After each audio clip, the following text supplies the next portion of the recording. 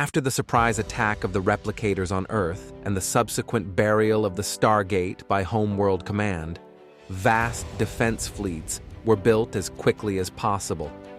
It was also seen as an opportunity to increase the number of science ships Earth counted. Indeed, it had been known for decades that star systems very close to Earth did not have a Stargate on any of their planets and therefore remained unexplored. The assumption had always been that if they did not have a Stargate, they could not have any habitable planet, but it still had to be proven by on-site readings. It just took a few years for the science ships surveying the nearby star systems to find the first habitable planet without a Stargate, therefore ending a 2 centuries belief. The discovery had been made in the Ulim system, just one hyperlane away from Earth, where the third planet was a continental planet perfectly suitable for humans. The closeness of Ulim 3 pushed the pragmatic Earth overseer Langara Thorn and her government to launch the first extensive human colonization effort. The use of colony ships allowed to drastically increase the scale of the expansion on other planets, until now limited to the circumference of a Stargate ring. If Stargate Command had managed the establishment of the Alpha Site more than 2 centuries ago, a proper civilian colony on a distant planet had always been out of reach.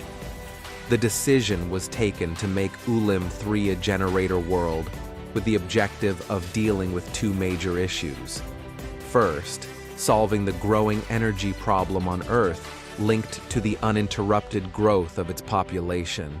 Second, allow Earth to enter a more ecological era, freed from the burden of energy production. In 2217, the starship ICC Mayflower left Earth aiming for Ulim 3 with approximately 100,000 colonists on board, including a governor under direct jurisdiction from the Earth Overseer. The departure of the Mayflower led to a brutal shift in the politics, socials, and economics of Earth. For the first time of their history, humans could willingly leave Earth and try their luck elsewhere. Dealing with those changes was the main challenge of the 2 terms of Langara Thorn. She eventually managed, with continuous efforts, to soften the tensions between the many countries, beliefs, and social classes throughout the globe. But it cost her her 3rd term, and she came back to civilian life in 2230. If Ulim was just 1 hyperlane away, other science ships were sent in deep space to explore unknown regions of the galaxy. Many space anomalies were encountered and researched, leading to great science advances in physics and engineering, but none of those ships had achieved their primary objective: locating the Replicators' homeworld.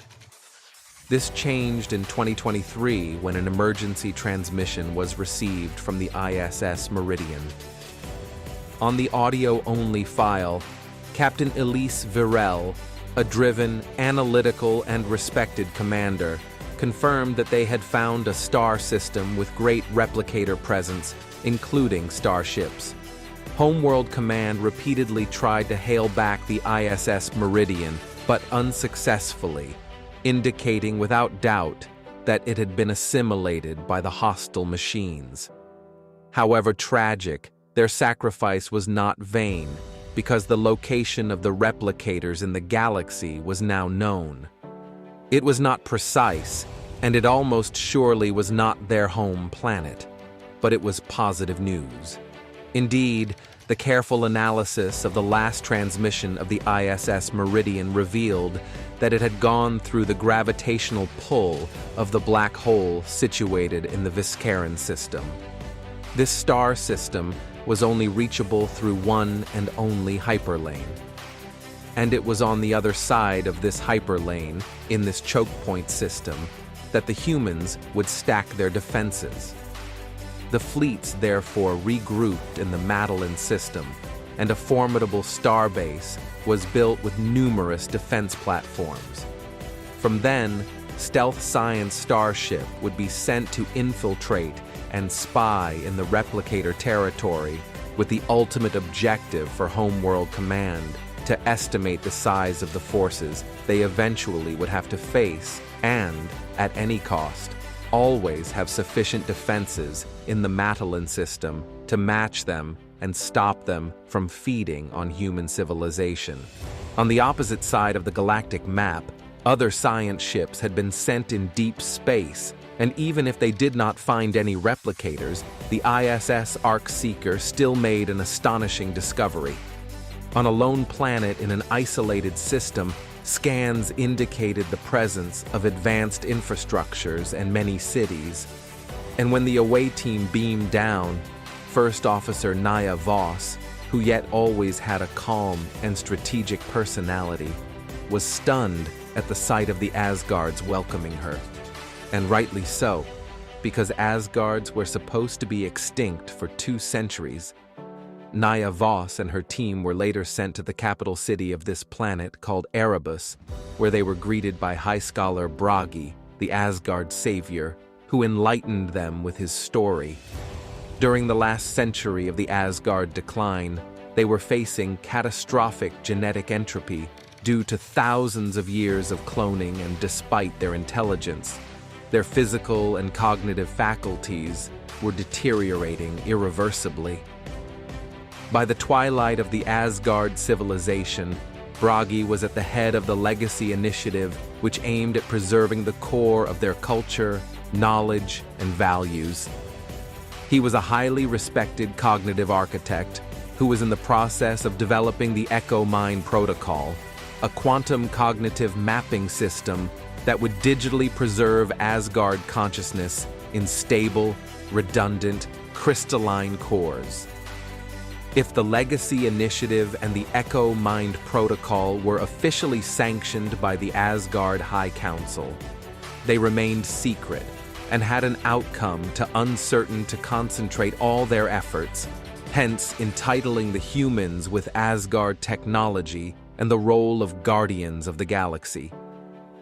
Nevertheless, thousands of Asgard minds were copied into the Legacy Matrix, while Bragi and his team remained transferred into synthetic hosts to pursue their research and hopefully one day give a second chance to the Asgard race. It took more than a century and a half, but their solitude was rewarded when the genetic breakthrough finally happened and a solution was found to the decay of Asgard bodies due to cloning.